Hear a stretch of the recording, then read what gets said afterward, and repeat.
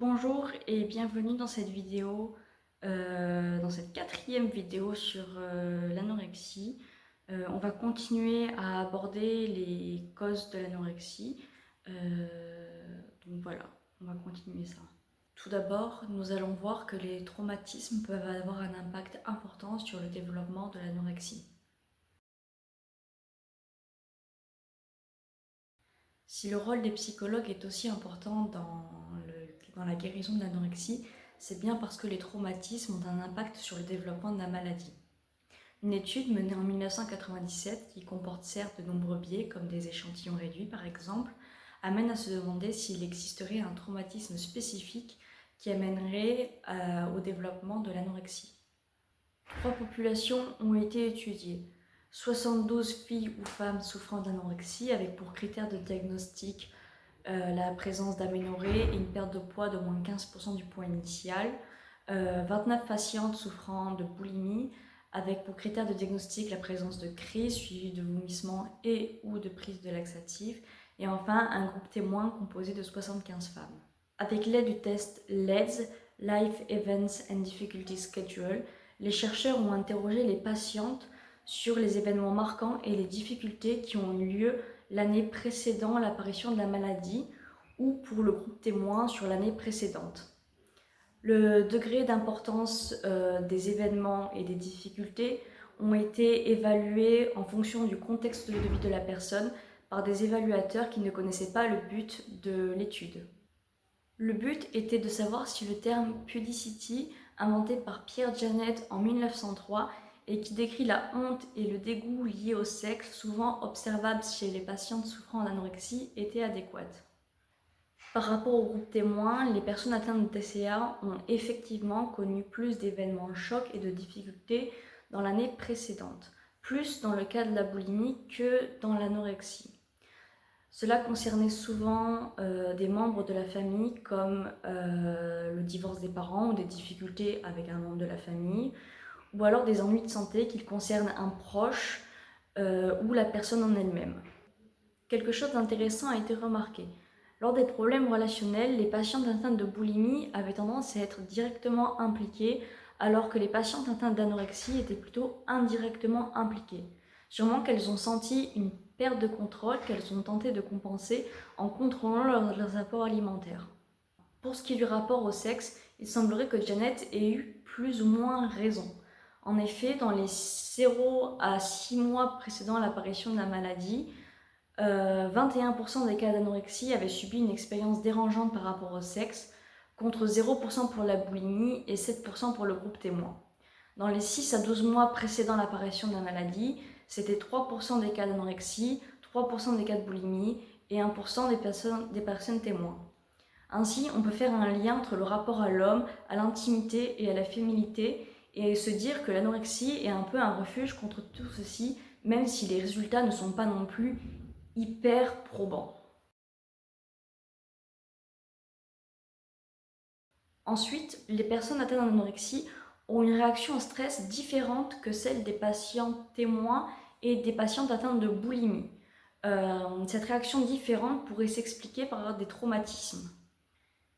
Une étude a été menée pour mesurer le taux de cortisol, hormone sécrétée en cas de stress, et le taux d'alpha-amylase produite par le système nerveux sympathique ou SNS.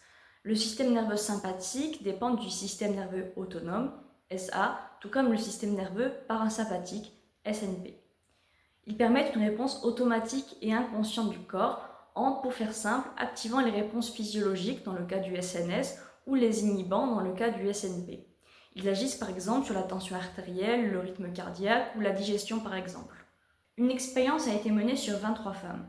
7 souffraient d'anorexie, 8 de boulimie et 8 personnes témoins. L'expérience s'est déroulée en plusieurs étapes. À 15h30, les femmes arrivent et passent 20 minutes dans une pièce pour se reposer. On leur demande ensuite de préparer un discours de 5 minutes, comme pour obtenir un travail, avec une préparation de 5 minutes. Ensuite, elles font une préparation filmée. Puis à l'issue du discours, les femmes doivent soustraire pendant 5 minutes 13 à 2083. Si elles se trompent, elles doivent recommencer. Des tests salivaires ont été faits pour mesurer le taux de cortisol et d'alpha-amylase, ainsi que des évaluations de la fréquence cardiaque. Une fois après le repos, après l'explication de la suite de l'expérience, après l'expérience, puis 15 minutes après et enfin 30 minutes plus tard. Globalement, les patientes atteintes de boulimie ont des résultats semblables à ceux des personnes témoins. Pour les patientes présentant de l'anorexie, le cortisol est dès la première mesure extrêmement élevé et le restera tout au long de l'expérience. En revanche, l'évolution est similaire à celle des autres, c'est-à-dire avec une augmentation du cortisol lors des passages stressants, puis une diminution après les événements, mais les taux restent largement plus hauts. Mais de manière surprenante, le rythme cardiaque et le taux d'alpha-amylase sont restés stables. Ainsi, cela nous permet de comprendre que le système nerveux sympathique des patients souffrant d'anorexie est défectueux. L'hypothèse la plus probable est que la dénutrition enclenche un stress permanent, entraînant une sorte de désensibilisation du SNS qui ne réagit donc plus normalement. On pourrait comparer ça au diabète où les cellules du corps deviennent insensibles à l'insuline. Toutefois, je ne peux pas m'empêcher de penser que peut-être que ce mauvais fonctionnement du SNS date d'avant la maladie et qu'il proviendrait de traumatismes plus ou moins répétés. Peut-être qu'il s'agit un peu d'un mélange des deux.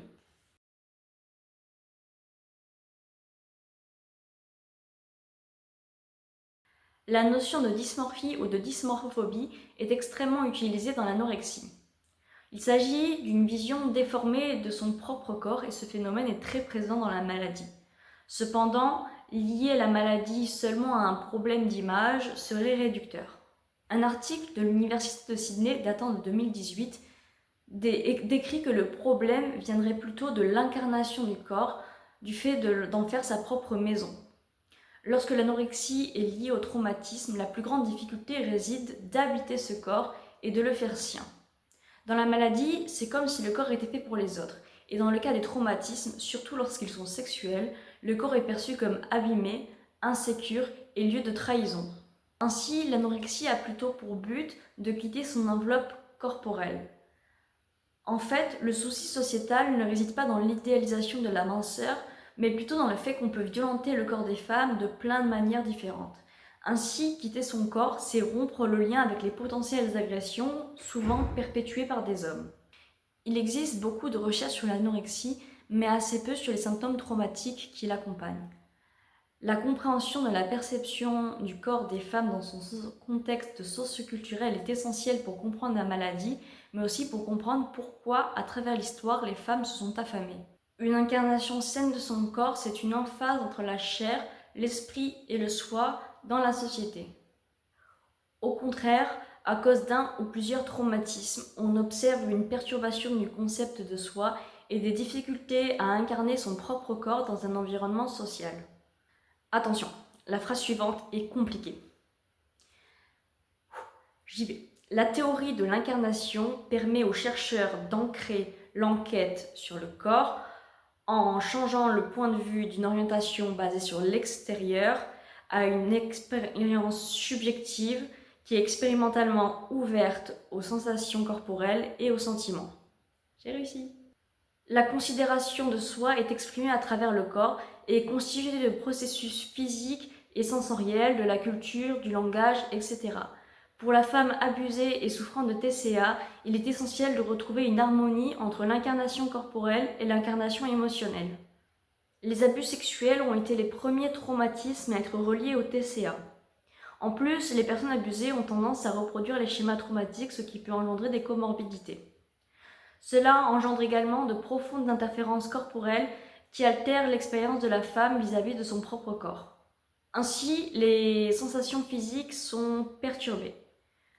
Excitation sexuelle troublée, problèmes digestifs, douleurs physiques, problèmes de digestion, etc. Ensuite, les traumatismes peuvent altérer les limites physiques et psychologiques, ce qui peut entraîner une volonté de quitter son propre corps ou de reprendre le contrôle sur celui-ci. En effet, les expériences traumatiques, surtout lorsqu'elles sont vécues tôt et qu'elles sont d'ordre sexuel, transforment le corps de l'enfant en un champ de bataille. Sachant que 99% des agressions sexuelles sont commises par des hommes, on peut largement associer la domination masculine et l'apparition du TCA chez beaucoup de jeunes femmes. Des recherches ont démontré qu'il y avait une grande prévalence du taux d'abus émotionnel, physique et sexuel dans le cadre de l'anorexie. Une enfance traumatisante peut provoquer des problèmes de relation avec soi, avec ses sensations, avec ses pensées et avec le fait de poser des limites corporelles. Dans le cadre de l'anorexie, sortir de son propre corps peut éviter les reviviscences et paradoxalement la dissociation. Donc on peut voir qu'ici l'anorexie c'est un moyen de défense et une adaptation protectrice. Faussement protectrice évidemment. Même si les traumatismes sexuels sont largement représentés dans l'anorexie, les abus émotionnels sont les plus susceptibles d'engendrer un TCA. Cela vient sûrement de l'importance des émotions puisqu'elles permettent aux individus de comprendre leur présence dans le monde, de comprendre comment les gens interagissent entre eux et surtout de se comprendre soi-même. Ainsi, même des micro-traumatismes peuvent engendrer de l'anorexie. Les personnes souffrant d'anorexie ont des difficultés à interpréter, à reconnaître et à relier leurs expériences émotionnelles avec des expériences corporelles. Cette incapacité, c'est l'alexithymie. Cela pourrait expliquer pourquoi les privations pourraient être en fait des moyens d'extérioriser des émotions négatives cachées à l'intérieur. D'un point de vue biologique, social et psychologique, l'incarnation du soi dans le TCA et surtout dans l'anorexie est décrit dans le DSM-5 par des éléments purement factuels comme l'IMC ou les comportements typiques, mais rien sur ce qui se passe réellement à l'intérieur, comme si la description de la pathologie se contentait de parcourir la surface du corps. Une question s'impose. Comment notre soi interne est constitué à travers ses comportements externes et comment le contexte socio-culturel est-il intégré dans ces pratiques? En 2014, Butler étudie la subjectification. Elle décrit les processus intrapsychiques qui permettent à un individu d'atteindre pleinement son identité. Son raisonnement est pertinent dans un contexte d'oppression de genre, où justement, comme dans une relation abusive par exemple, les rôles sont comme surjoués. Cela prouve que le pouvoir et la normativité gouvernent la question du genre. Elle fait mention d'une corrélation entre les relations abusivement physiques ou psychologiques et les privations alimentaires. En fait, les femmes ont trouvé ce moyen pour gagner en autonomie et pour se conférer une identité. En 1997, Lester suggère que le corps pourrait symboliser le soi intérieur chez certaines qui ont des difficultés d'identité avec le fait d'être une femme en cas de traumatisme. Les patientes atteintes d'anorexie expriment leurs difficultés à travers le corps. Ce que la plupart des gens perçoivent comme insensé, c'est-à-dire s'affamer, refuser de s'asseoir ou encore s'exposer au froid, seraient en réalité des moyens d'autoprotection. Nous allons voir que des femmes qui ont des comportements privatifs, il y en avait au Moyen-Âge. Mais le but n'était pas le même. Pour elles, le jeûne les rapprochait de Dieu. Mais souvent, leur comportement privatif suivait la perte d'un proche, par exemple. En plus, elles intégraient régulièrement des couvents, elles formaient des communautés féminines et elles donnaient à la féminité un grand pouvoir. Le concept d'image corporelle est étudié en psychanalyse, en psychologie expérimentale, en biologie médicale, en neurosciences, en sociologie, dans le monde féministe et en anthropologie. Toutes ces disciplines apportent des réponses et des hypothèses différentes. En 1950, Schilder, un neurologue, tente d'établir un premier modèle qui expliquerait la perception du corps dans les yeux des femmes. Il s'appuie sur l'énergie de la libido de Freud, sur la physiologie du mouvement et sur la place du corps dans l'environnement social. En 1958, Fisher et Cleveland, inspirés par l'aspect psychodynamique, s'inspirent du test, vous savez le truc avec les tâches, là, le gros cliché, et ils essayent d'établir un cadre dans la perception des limites corporelles, dans la dysmorphie, etc. En 1969, Schantz teste les capacités des femmes à estimer les mensurations d'un corps et compare les résultats avec des objets inanimés. C'est-à-dire que les femmes devaient estimer la taille des objets inanimés et la taille des corps, et les résultats étaient comparés. En 1973, Slade et Russell font la même chose mais avec des patientes atteintes d'anorexie. C'est là que l'image corporelle entre en compte dans le diagnostic de l'anorexie. Mais les problèmes d'image corporelle sont-ils liés aux standards de beauté? Parce que si on compare les standards de beauté des 6 ou 7 derniers siècles, on voit bien qu'ils sont différents. En fait, la relation des femmes avec la nourriture est et a toujours été un mystère. Dans ce qui va suivre dans la prochaine vidéo, on va voir que les femmes s'affament depuis longtemps, mais que les anorexies n'avaient pas le même sens qu'avec l'anorexie actuelle, et qu'il y a des différences qui subsistent, donc il faut rester prudent dans leur interprétation. Voilà, cette vidéo touche à sa fin, j'espère qu'elle vous a intéressé. C'était un petit peu complexe, tout ce qui est sur l'incarnation du corps et tout, c'était un petit peu philosophique, mais moi j'ai bien aimé faire des recherches là-dessus. Je sais pas si c'était très clair, parce que c'était des phrases assez compliquées et tout, mais en tout cas, j'espère que ça vous intéressait. Et encore une fois, je vous invite à partager parce que, comme je l'ai dit dans la vidéo précédente, c'est un sujet qui me tient à cœur parce que moi j'en ai souffert de cette maladie et je connais des personnes qui en souffrent encore et clairement ça me fait de la peine. C'est une maladie terrible, il faut savoir que c'est la maladie psychiatrique la plus mortelle, donc c'est important que vous partagiez parce que il faut sensibiliser sur ce sujet et ça serait bien de faire connaître cette maladie en fait, c'est important pour moi.